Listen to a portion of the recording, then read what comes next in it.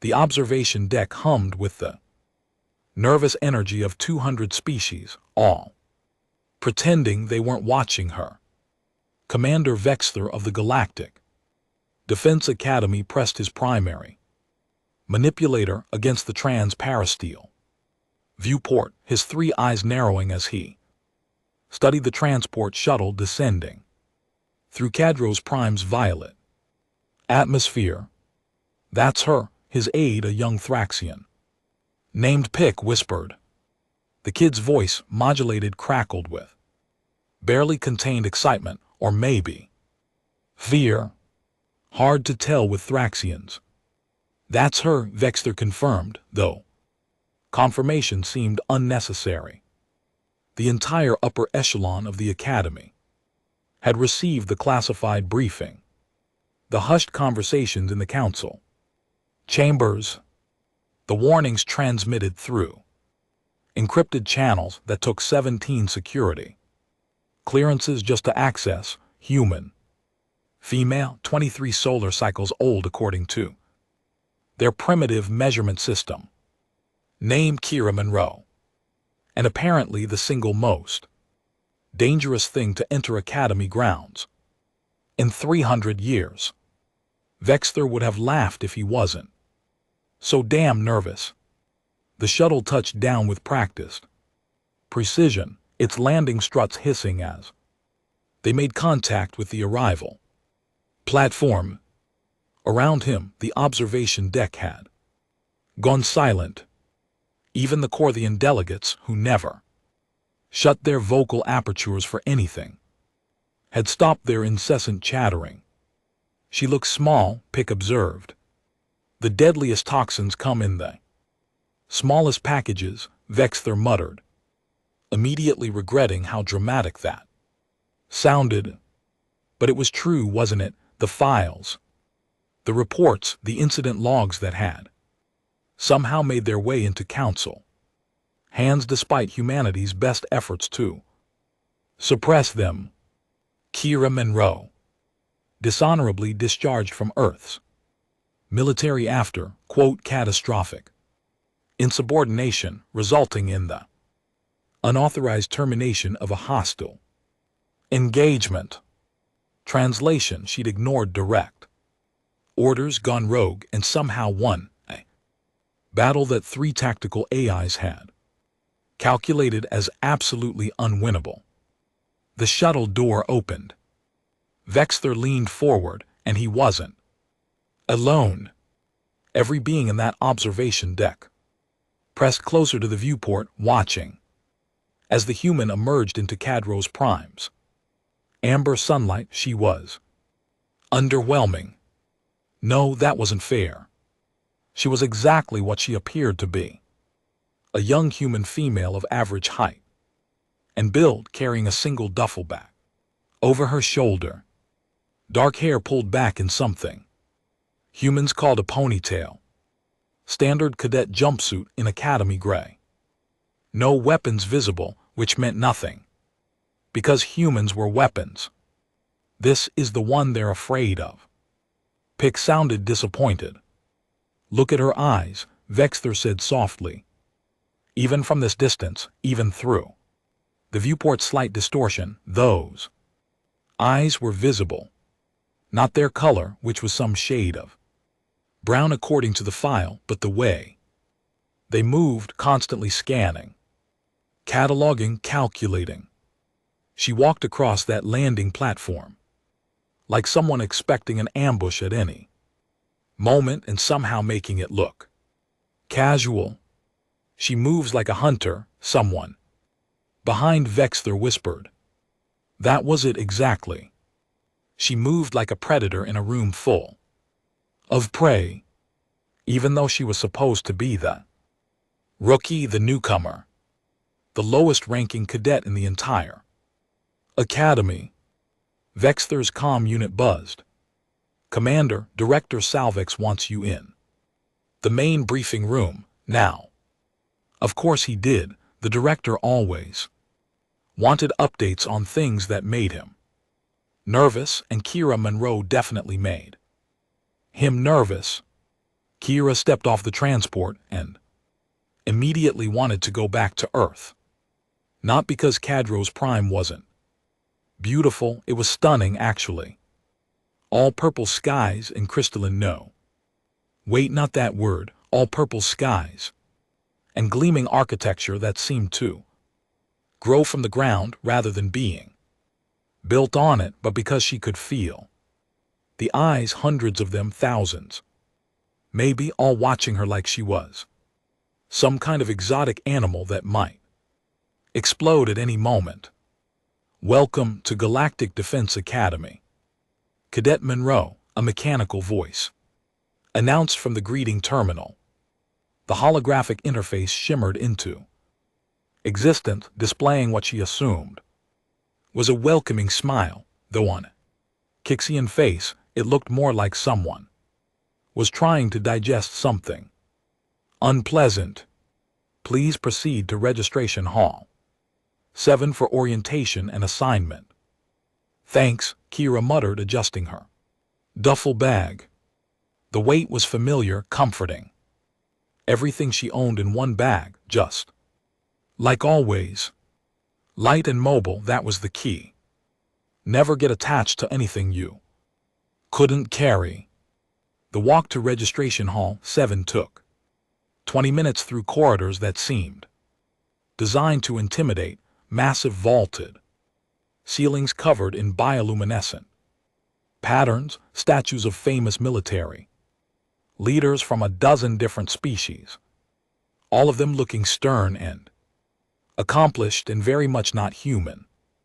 Display cases showing weapons and technology that made Earth's best equipment look like stone tools.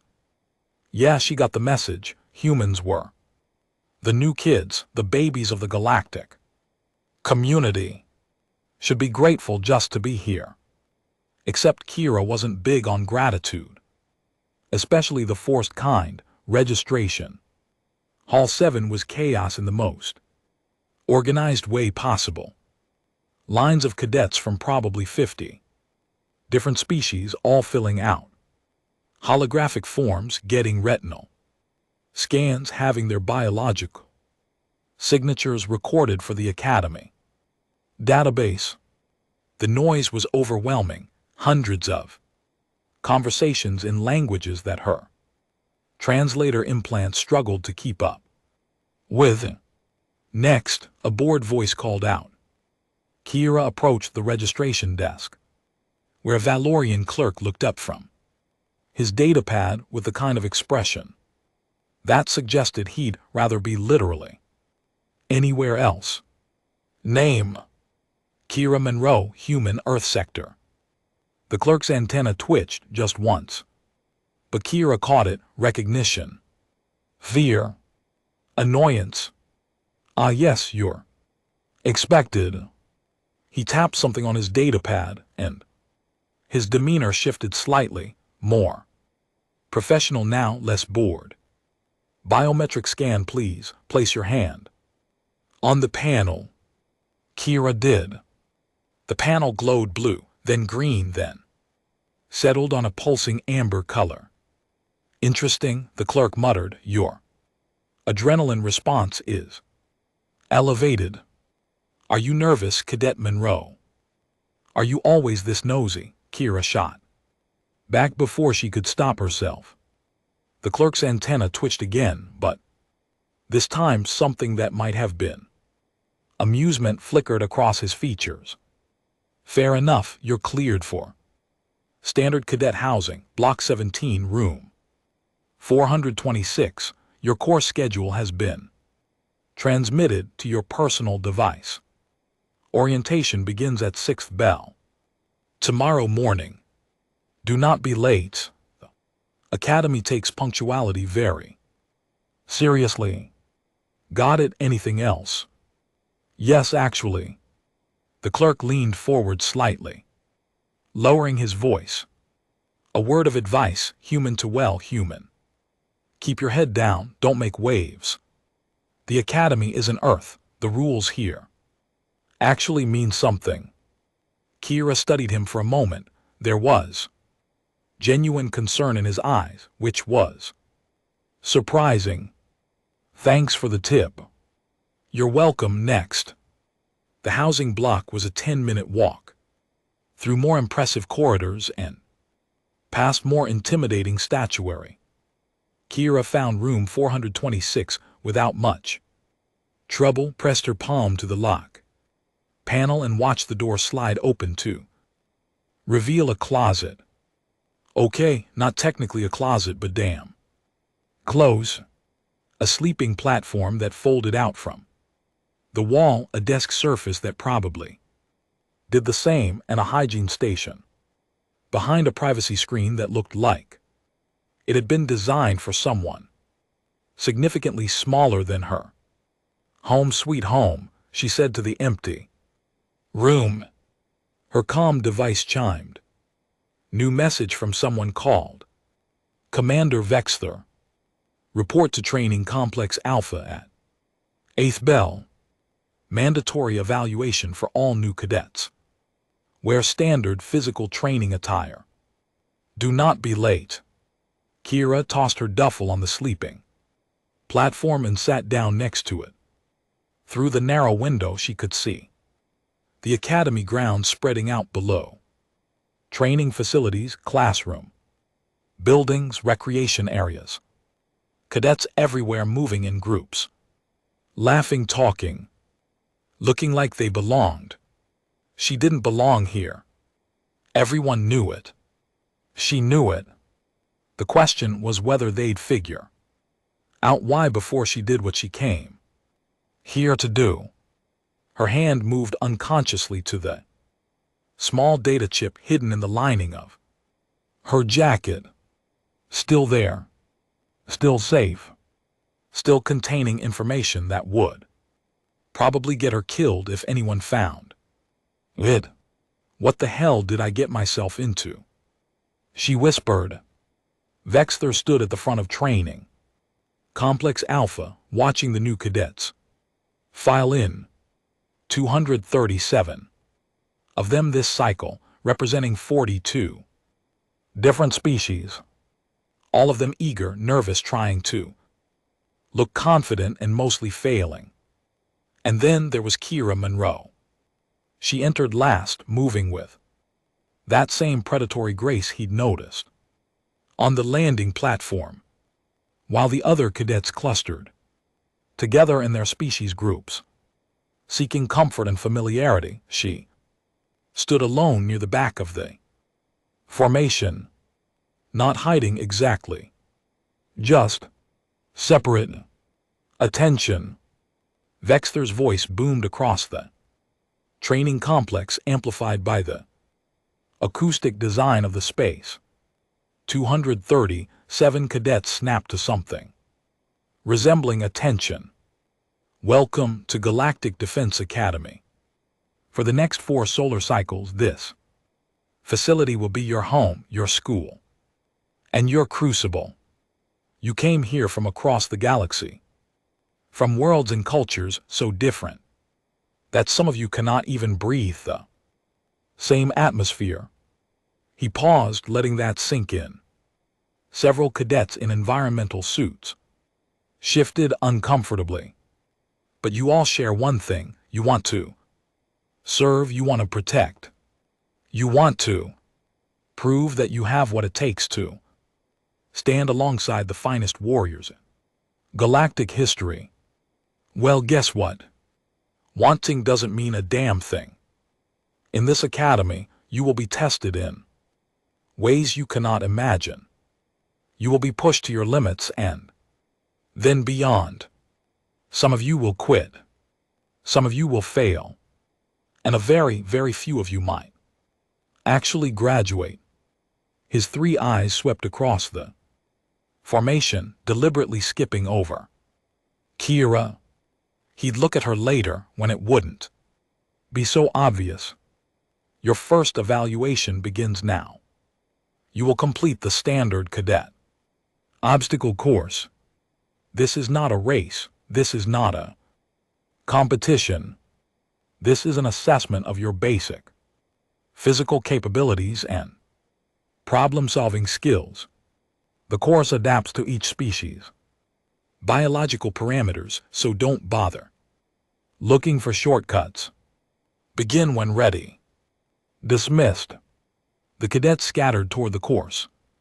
Entrance. Vexter watched them go, making mental notes. The Corthians moved in their typical pack formation, already coordinating. Strategy. The Valyrians relied on their superior speed. The Thraxians used their multiple limbs to tackle obstacles in ways other species couldn't match. And Kira Monroe. She walked toward the course like she was going to the cafeteria. No urgency. No visible concern. Just a casual stroll toward something that had made full-grown Corthian warriors weep. This should be interesting, Pix said. From beside him. You have no idea, Vexter replied. Kira sized up the obstacle course with a professional eye. Standard military.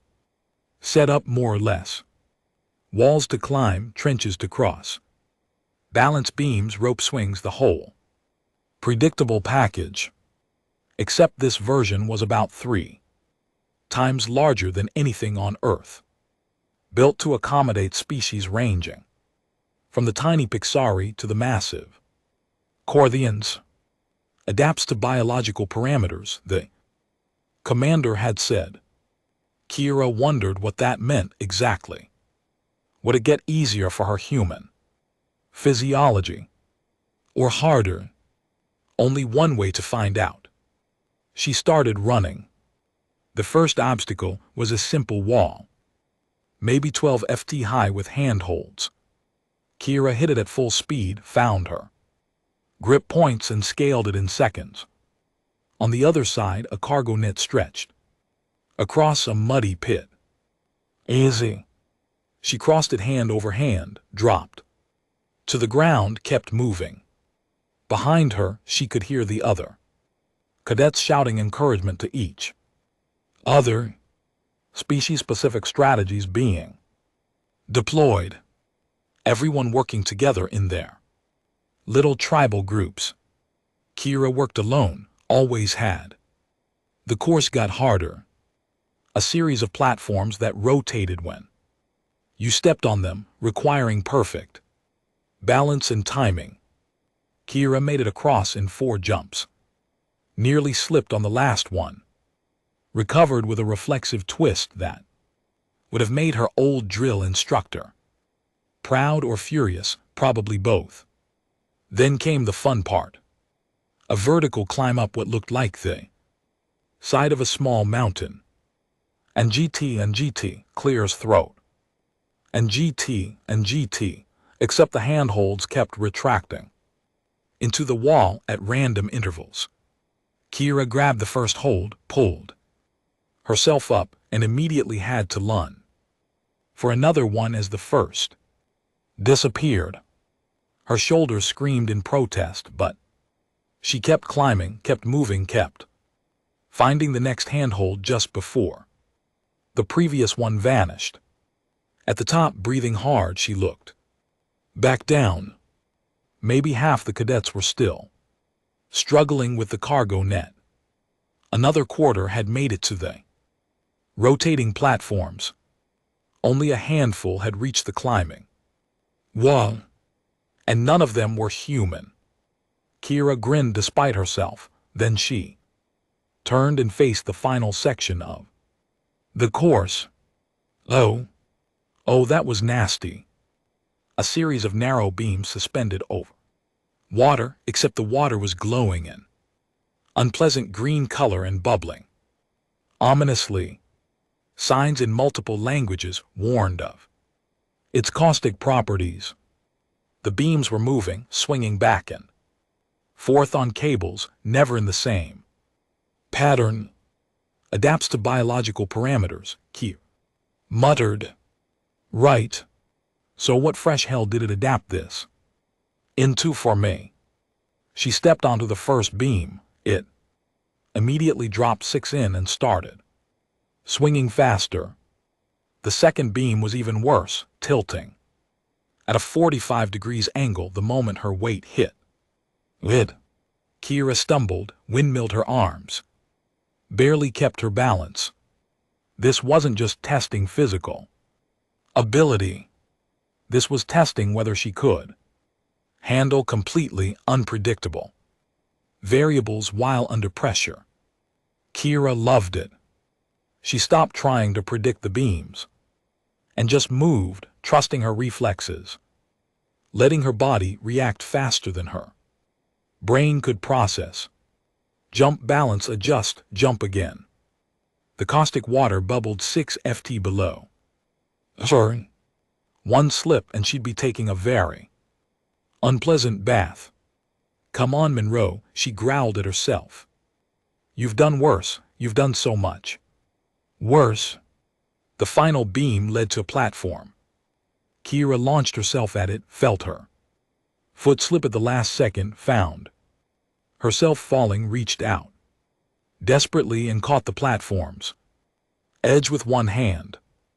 Her body slammed into the supporting pillar hard enough to knock the breath from her lungs. For a moment she just hung there, gasping, fingers screaming.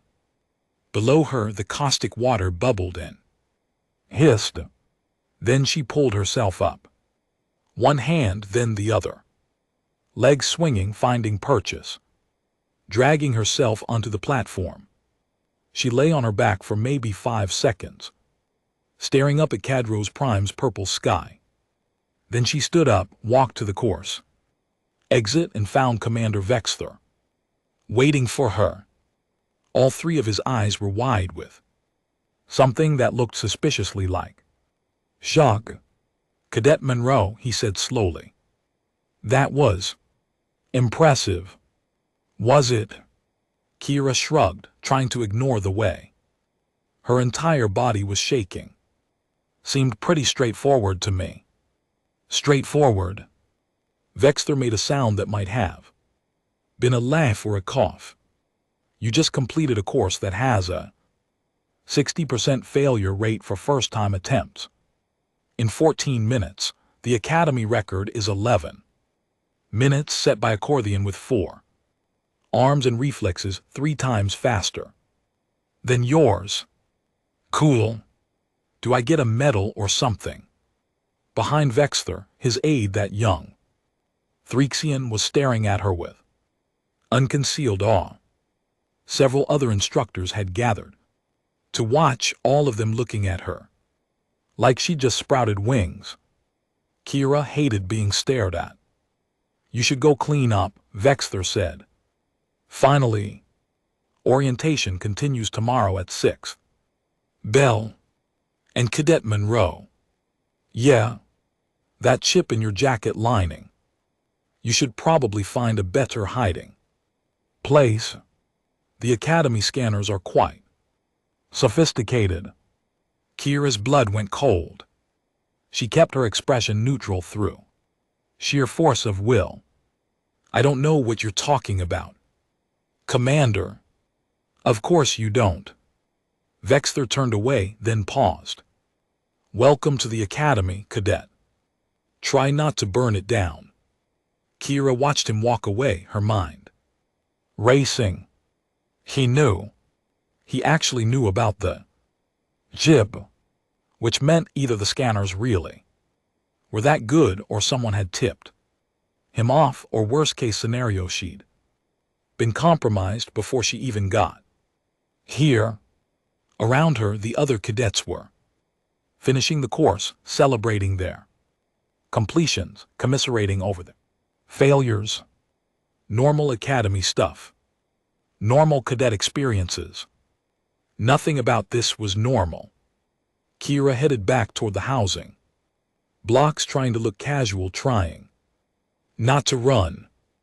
In her head, she was already recalculating new variables, new risks.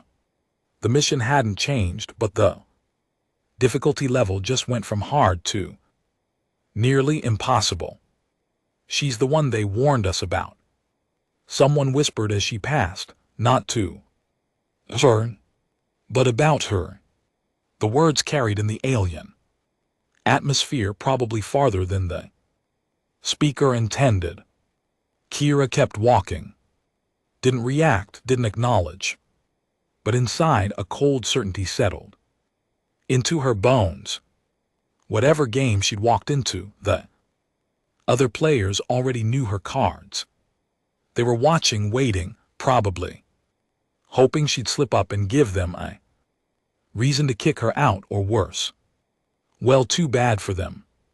Kira Monroe didn't slip up. She'd been trained by the best and betrayed by the worst, and if the Galactic Defense Academy thought they could intimidate her into compliance, they were about to learn a very painful lesson about human stubbornness. She reached her room, locked the door, and pulled the data chip from its hiding place. In the amber light from Cadro's primes setting sun, the tiny device gleamed with all the secrets it contained. Secrets about the Council, about the Academy, about things that happened in dark corners of the galaxy where nobody was supposed to look. Secrets that people would kill to protect. Tomorrow, Kira whispered to the chip. Tomorrow we start making some noise. She tucked the chip into a new hiding spot, one the scanners wouldn't find so easily, and allowed herself a small smile. They wanted to watch her. Fine.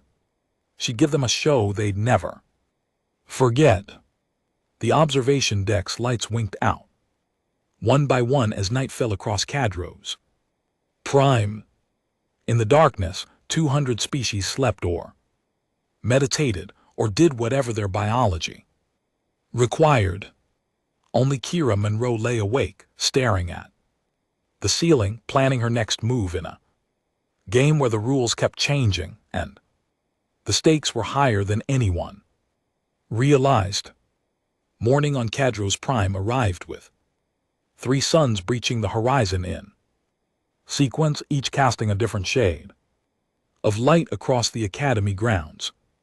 Kira stood at her window, watching the spectacle while running through combat sequences in her mind, old habits from Earth that apparently worked just as well 30 light years away.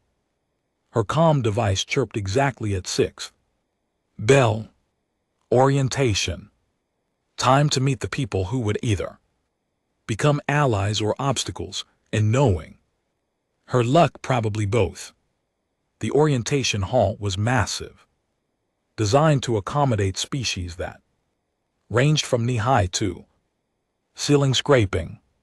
Kira found a seat in the middle section, deliberately choosing a spot surrounded by other cadets, hiding in plain sight. Her old instructor used to call it be visible enough that absence gets noticed, invisible enough that presence gets forgotten.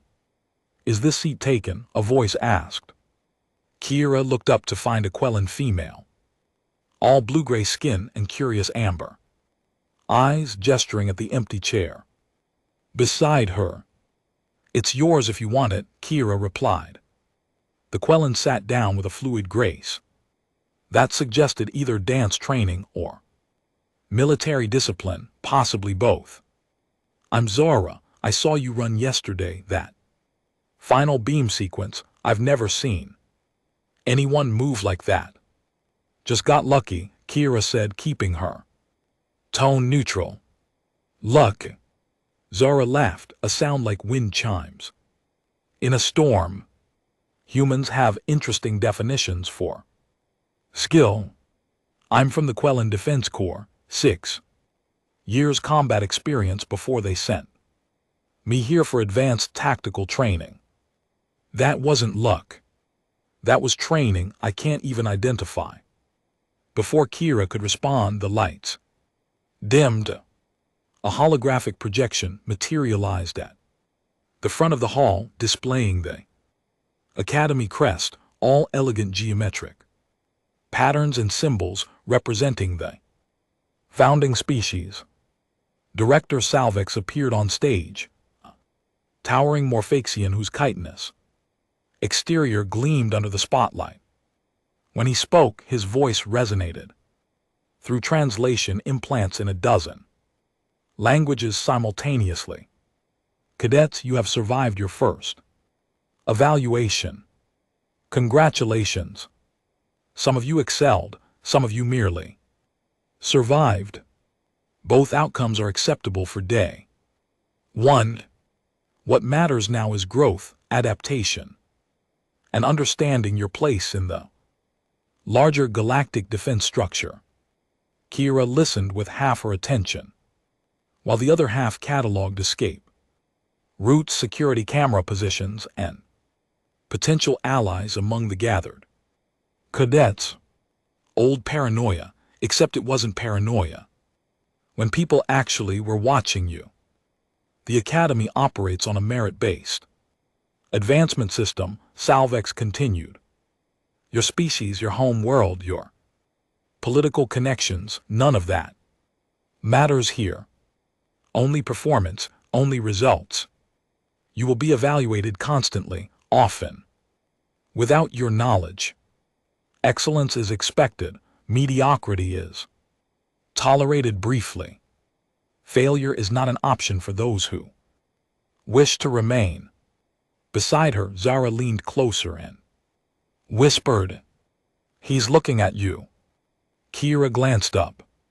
Sure enough, Salvex's primary eyes were fixed in her direction.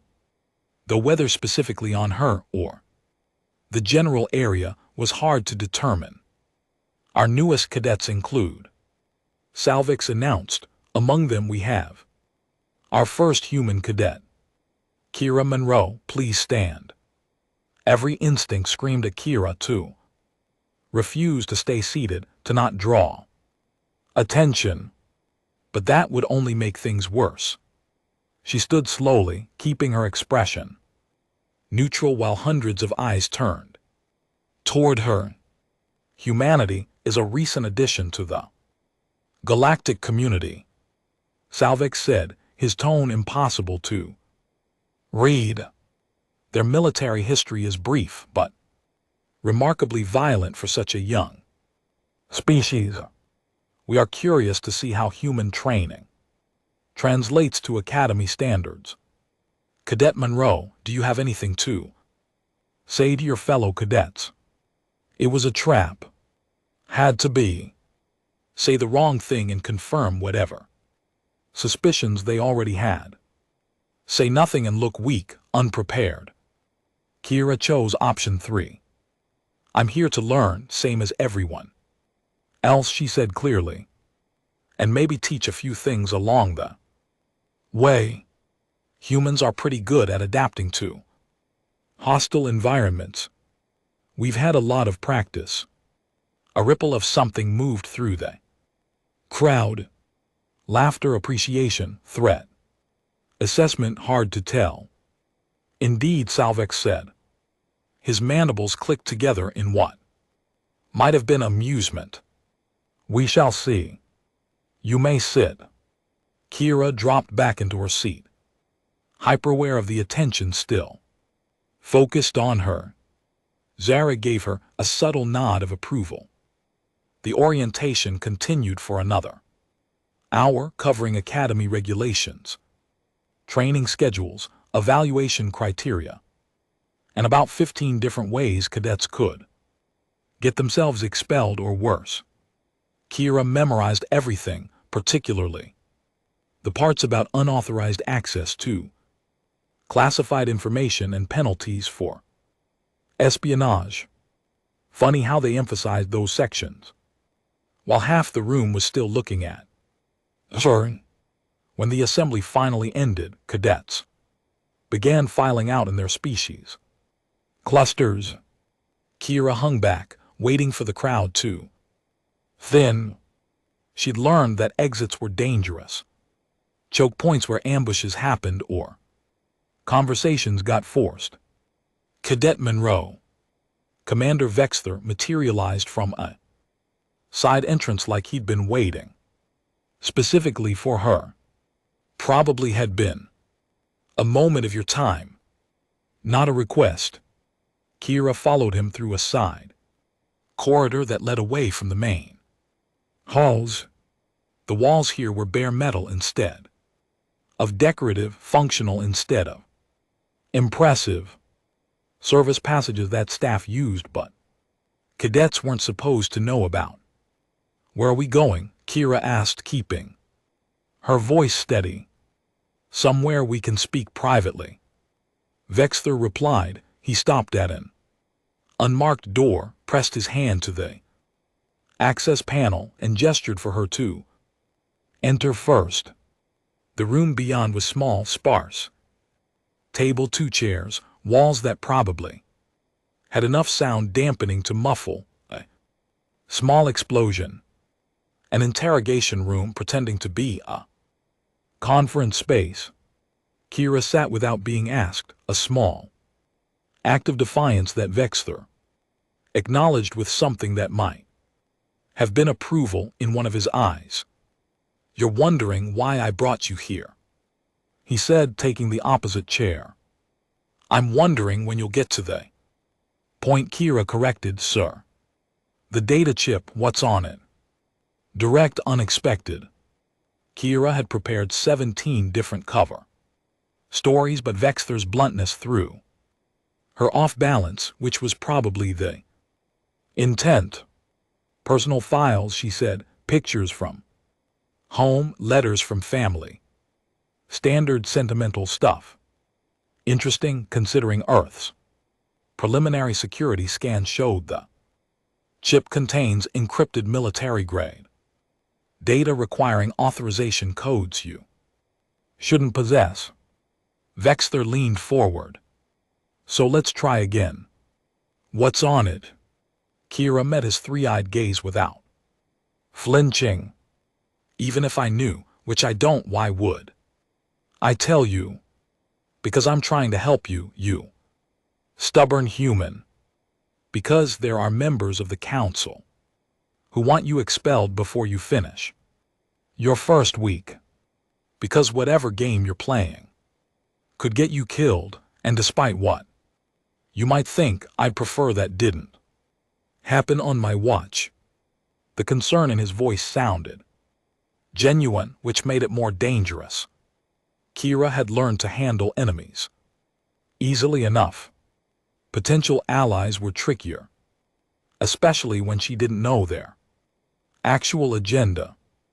I appreciate the warning, she said carefully, but I'm just here to train, learn, maybe make humanity look slightly less incompetent than everyone expects.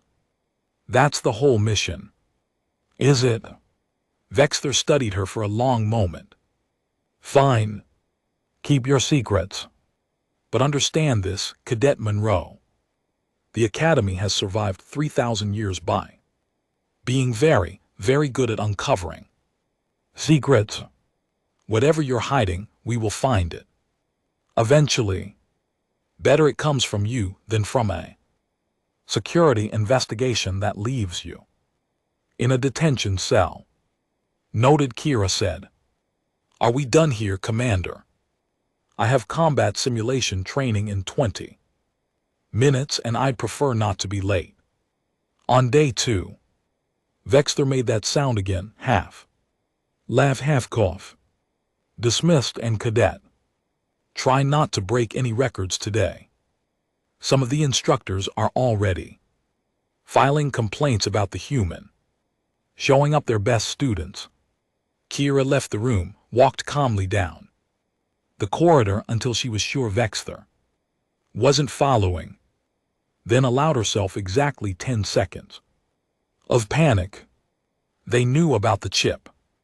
Not what was on it maybe, but they knew it existed and that it mattered, which meant her timeline just accelerated dramatically. The combat simulation facility was located in the Academy's East Wing, a sprawling complex of training rooms, equipped with holographic projection systems and haptic feedback fields. Kira arrived to find 30 other cadets, already assembled, including Zara and several of the Corthians from yesterday's obstacle course.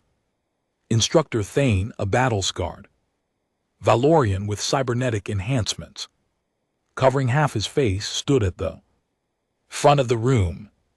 Pair up human with non-human. Different species learn different techniques. Today we see who adapts fastest. Zara appeared at Kira's elbow before anyone else could claim her. Partners. Sure, Kira agreed, grateful for the familiar face, even if familiar was a strong word for someone she'd known less than a day. The simulation began simple. Basic hand-to-hand combat scenarios against holographic opponents programmed to match cadet skill levels. Kira moved through the first 3 levels easily, muscle memory from Earth. Training taking over. Block, counter, strike, disable. The movements were identical regardless of planet. Then level 4 activated and everything changed. The holographic opponent transformed into something that looked vaguely humanoid but moved in ways that violated physics as Kira understood them. Multiple joints bending in impossible direction, strikes coming from angles that shouldn't exist. Speed that made her reflexes look slow. Kira got hit hard. The haptic feedback translated the impact into stunning pain across her ribs. She stumbled back, barely dodged the follow-up strike, threw a counter punch that the thing twisted around like smoke. Adapt, Instructor Thane shouted. You're fighting like it's another human. It's not. Change your approach or fail. Kira circled, breathing hard, watching the opponent's movement patterns. There had to be a tell, some biological limitation, even holographic projections had to follow. Everything moved according to rules. You just had to figure out what they were. There, the thing's left side moved fractionally, slower than its right. Maybe half a second delay, barely noticeable, but present. Kira feinted right, then struck left. Her fist connected solidly. The holographic opponent staggered. She pressed the advantage, targeting that weak side, forcing it to compensate, creating openings where none had existed before. The opponent flickered and dissolved. Level 4 complete. Around her, other cadets were still struggling with level 2. Zara had made it to level 3, but was getting systematically dismantled by an opponent that apparently could phase through solid matter. Interesting, Instructor Thane approached Kira, his cybernetic eye whirring as it focused on her. You identified the weakness in 14 seconds. Our fastest cadets usually take 3 minutes minimum. Hell, everything has patterns, Kira said, still catching her breath. You just have to watch for them. And if there is no pattern, then you make one. Force your opponent to react, control the engagement, create the pattern yourself. Thane's scarred face split into something that might have been a smile. You've seen combat. Real combat. Not training scenarios. Not a question. Kira didn't answer, which was answer enough. The training continued for another 2 hours. By the end, Kira had advanced to level 7, matching the academy record. Zara made it to level 5, which apparently was impressive for a first attempt. The Corthians topped out at level 4. Despite their physical advantages. Dismissed, Thane announced finally. Except you, Cadet Monroe, stay behind. The other cadets filed out, many glancing back at Kira with expressions ranging from respect to envy to something darker. Zara lingered near the door until Thane waved her away. When they were alone, the instructor approached Kira with deliberate slowness. Level 7 is Advanced Specialist territory. Soldiers with decades of experience training against opponents most species have never encountered, yet you, a cadet, with supposedly basic Earth military background, match their performance. Explain. Good instincts, Kira offered. Try again. Kira weighed her options. Thane was military, not political. Career soldier who probably cared more about capability than council politics. Maybe, possibly, potentially an ally if handled correctly. Earth isn't as peaceful as the official reports suggest, she said carefully. We've had conflicts. Internal stuff mostly, but intense. Some of us got trained in ways that weren't exactly standard military doctrine. Black operations, Thane said, covert programs, the kind of training that doesn't appear in official records. I didn't say that. You didn't have to. Thane turned away, began shutting down the simulation equipment. I've reviewed your file, Monroe. What little exists of it. Discharged for insubordination after a classified incident. No details about what you actually did. Just that it violated orders and achieved mission objectives anyway. That suggests either reckless stupidity or calculated risk-taking that your superiors couldn't officially acknowledge. Which do you think it was? I think you're here for a reason that has nothing to do with becoming a better soldier. Thane faced her again. I think someone sent you to the academy with a specific purpose, and I think that purpose is going to cause significant problems very soon. Am I wrong? Kira held his gaze. Lying to Thane would be pointless. The man had clearly seen too much to be fooled by standard deflection tactics. But telling the truth could blow the entire mission before it properly started. I'm here to learn, she said finally. What I do with that learning, well, that's up to me. Fair enough. Thane moved toward the exit, then paused. One more thing, tonight at midnight. Training Complex Delta, come alone to no one. If you're what I think you are, you'll understand why. He left before Kira could respond. The rest of the day passed in a blur of classes, training sessions, and carefully avoiding conversations that might become interrogations. By the time evening arrived, Kira was exhausted, paranoid, and increasingly certain that coming to the academy had been a spectacular mistake. She spent 2 hours in her room studying the data chip's contents for the 1000th time. Names, dates, locations. Evidence of council corruption that went back centuries, deals with hostile species, suppressed reports about unauthorized military actions, technology stolen and repurposed. All of it meticulously documented by someone who'd had access to the highest levels of galactic government. Someone who was now dead, killed in an accident that Kira's contacts insisted was anything but accidental. The chip had been smuggled to Earth through channels that didn't officially exist, delivered to human intelligence, operatives who understood its implications immediately. And then, because humans were still outsiders in the galactic community, they'd needed someone to get it into the academy itself, into the heart of the institution that enforced council authority across known space. That someone had been Kira. Lucky her. At 11:30, she dressed in dark training gear and slipped out of her room.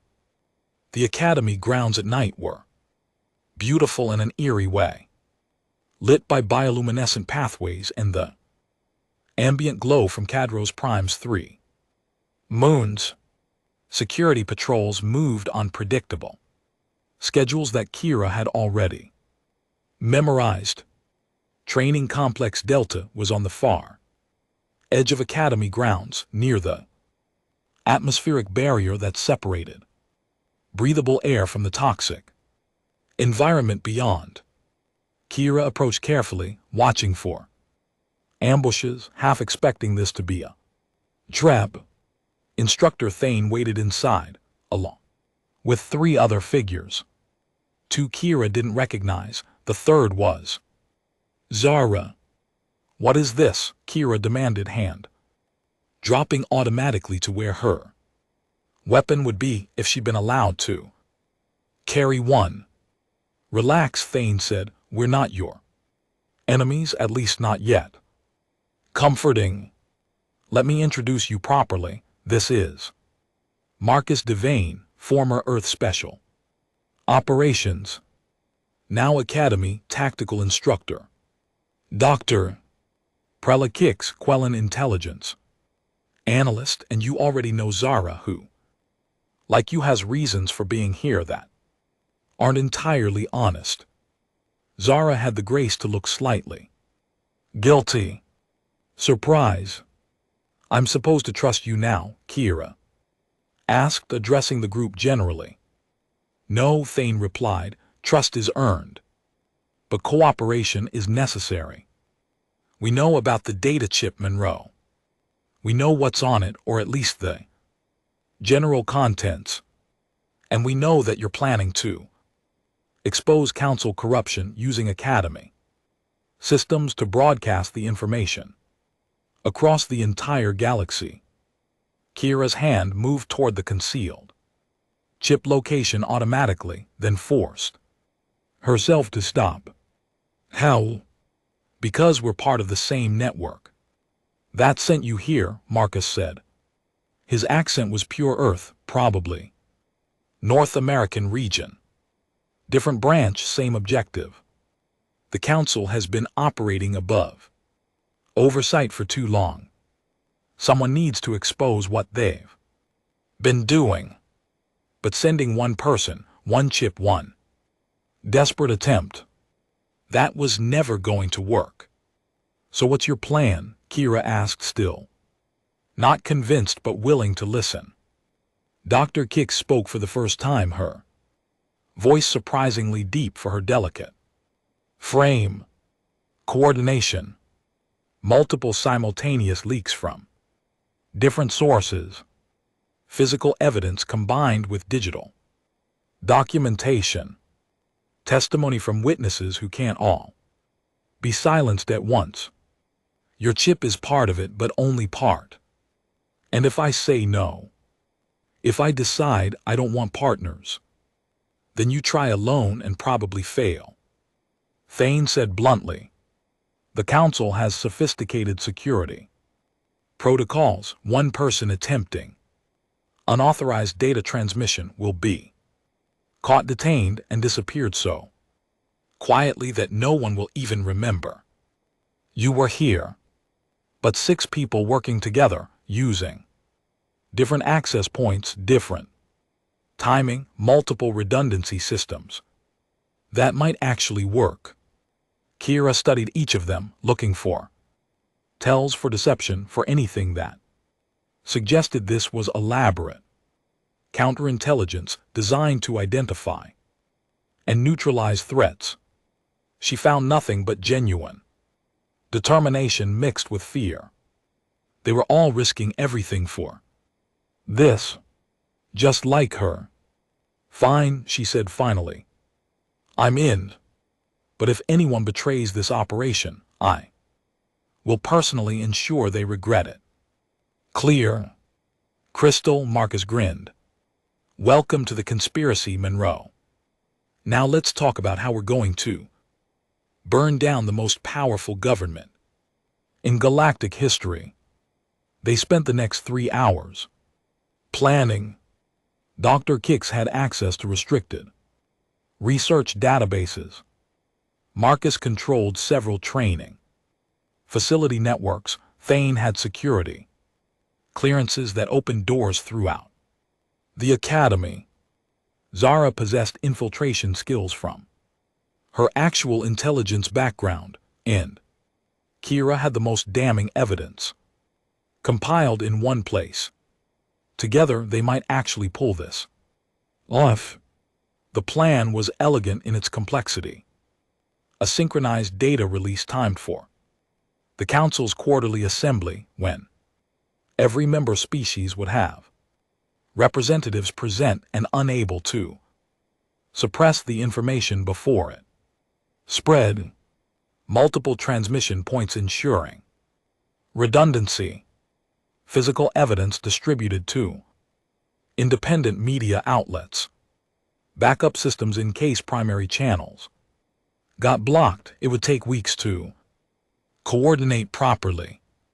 Weeks of pretending to be normal cadets while preparing to commit what the Council would definitely classify as treason.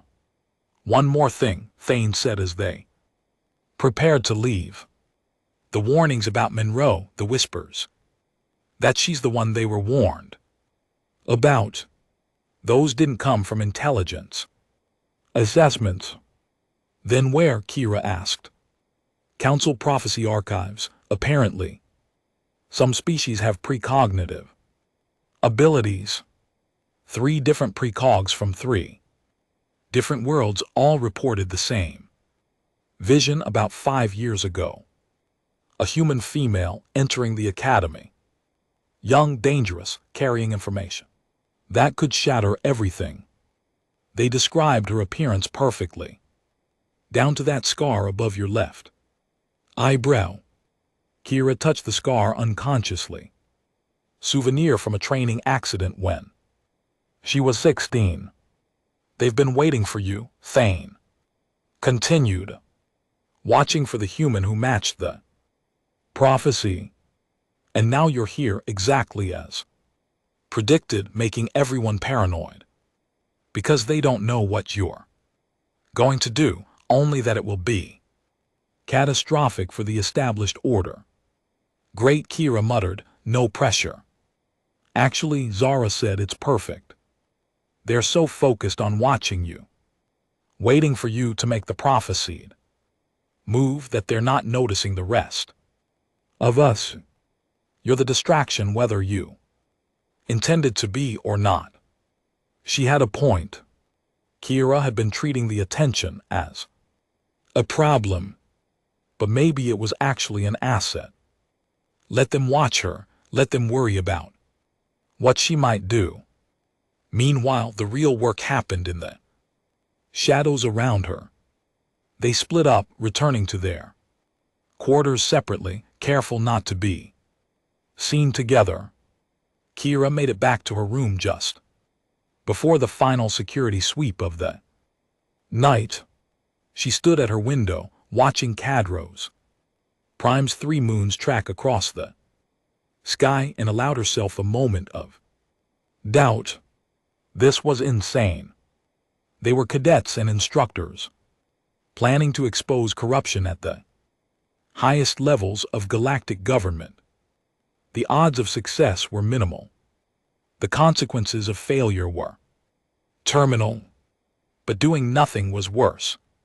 The evidence on that chip represented real crimes, real abuses of power. People had died keeping those secrets. Someone had to bring them to light, even if it destroyed the person doing it. Well, Monroe, she whispered to her reflection. Looks like you're the one they warned everyone about after all. Let's make it count. The following weeks blurred together in a pattern of training classes and secret midnight meetings. Kira pushed herself harder than ever, topping performance rankings across multiple disciplines. The more attention she drew as an exceptional cadet, the More her teammates could work unnoticed. Commander Vexator continued his subtle interrogations. Director Salvix watched her during assemblies. Other cadets either avoided her or tried to befriend her for mysterious reasons. Kira played the role perfectly, the talented but slightly arrogant human who thought she was better than everyone else. And all the while, the network assembled the pieces. Dr. Kix compiled corroborating evidence from research files. Marcus established secure transmission protocols. Thane identified key security vulnerabilities. Zara recruited 3 more cadets they vetted carefully. The conspiracy grew. Carefully, methodically, preparing for the moment when everything would change. That moment came exactly 42 days after Kira arrived at the academy. The Council Quarterly Assembly convened at noon Galactic Standard Time. Every species representative present, watching from their secure locations.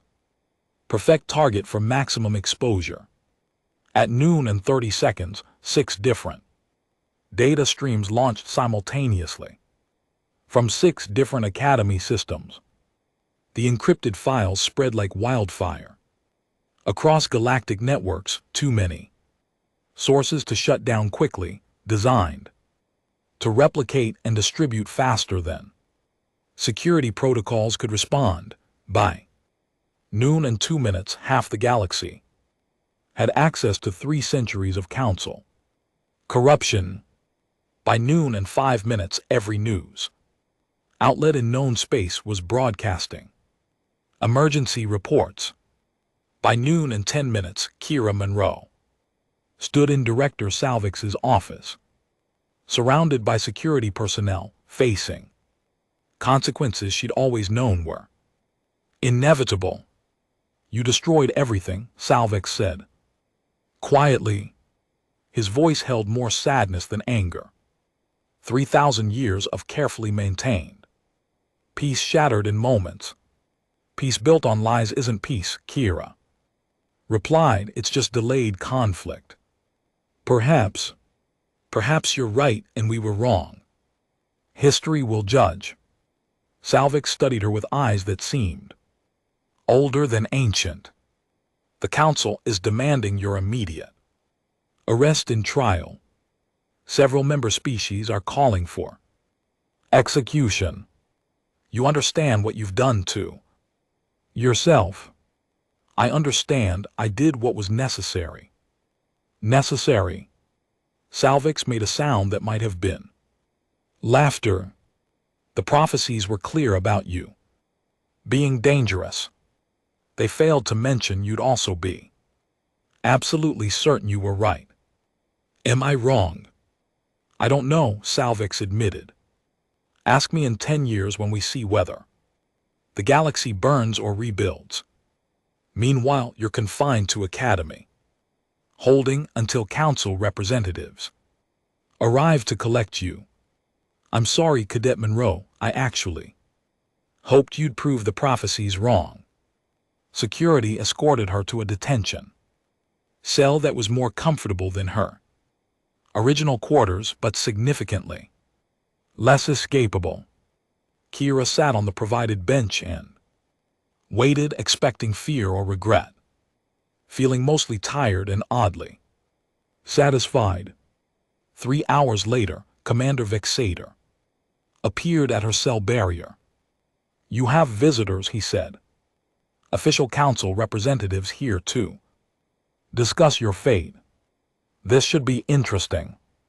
He led her to a conference room where 5 beings waited, representing the Council's Enforcement Division. Kira recognized none of them, which was probably intentional. Cadet Kira Monroe, the lead representative, began. You stand accused of espionage, data theft, and conspiracy to undermine galactic governance. How do you plead? Guilty on all counts, Kira said calmly. And I'd do it again. Noted. The representative's expression remained neutral. Before we proceed to sentencing, the council has questions. First, who helped you? We know you didn't act alone. I acted alone, Kira lied smoothly. Humans are pretty good at solo operations. The technical sophistication of your data release required access you didn't possess. Name your accomplices. There were none. The interrogation continued for 2 hours. Kira stuck to her story, taking sole responsibility, refusing to implicate anyone else.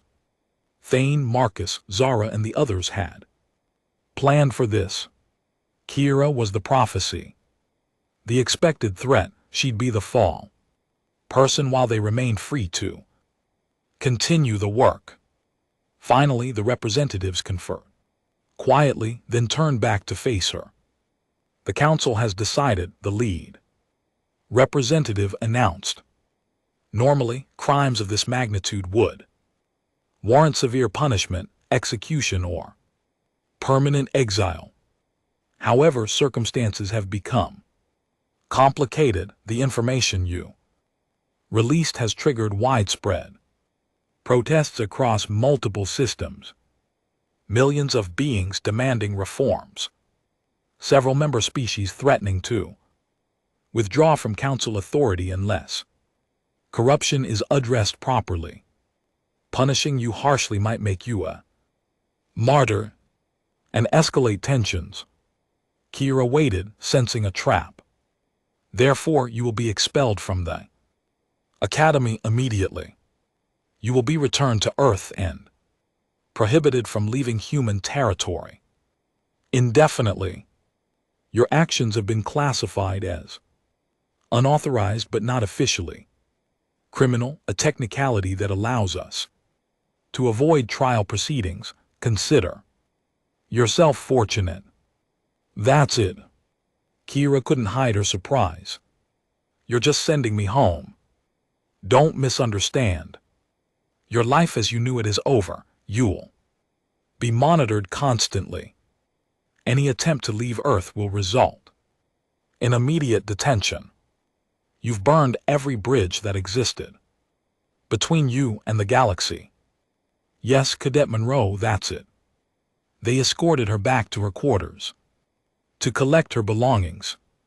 45 minutes later, she stood on the same landing platform where she'd arrived, watching the transport shuttle that would carry her back to Earth. Monroe. Zara appeared from somewhere moving. Vast. I had to see you before you left. You shouldn't be here. Association with me could compromise you. Let them compromise me. You did it. The information is spreading faster than they can contain. People are demanding answers. The council can't ignore this. You actually changed something. We changed something, Kira corrected. Your part isn't done. Keep pushing, keep exposing. Don't let them bury this once I'm gone. We won't. Zara pulled something from her pocket. Take this. Communication device, heavily encrypted. We'll stay in contact. You might be stuck on Earth, but you're still part of this fight. Kira took the device, tucked it carefully into her jacket. Thank you for everything. Thank you for being exactly what they warned us about. Zara smiled. The galaxy needed someone willing to burn it down to save it. Turns out that someone was a stubborn human with questionable decision-making skills. Hey, my decision-making is excellent. You literally destroyed your entire career to expose government corruption. That's objectively terrible. Decision-making. Fair point. They hugged briefly. Awkwardly. The way soldiers do when they know it. Might be the last time. Then Zara disappeared back into the academy while Kira boarded the shuttle. as Cadro's prime fell away beneath her. Kira pulled out the data chip now. Empty, its purpose fulfilled. She'd carried it across the galaxy. Risked everything, succeeded in ways that surprised even her. The prophecy said she'd be the one they warned about. The dangerous human who would shatter the established order. For once, prophecy got it right. But they missed the important part. She wasn't the end of something. She was the beginning. The first crack in a corrupt foundation that others would continue to widen. The galaxy would never be the same. And that was exactly the point. Kira leaned back in her seat, closed her eyes and smiled. Mission accomplished. Now came the harder part, living with the consequences. But that was tomorrow's problem. Today she'd allow herself this moment of victory. The stubborn human who changed everything. The cadet who became a catalyst. The one they warned about who proved warnings weren't always enough. Kira Monroe, heading home knowing she'd never truly left the fight behind. The story was complete. The legend was just beginning.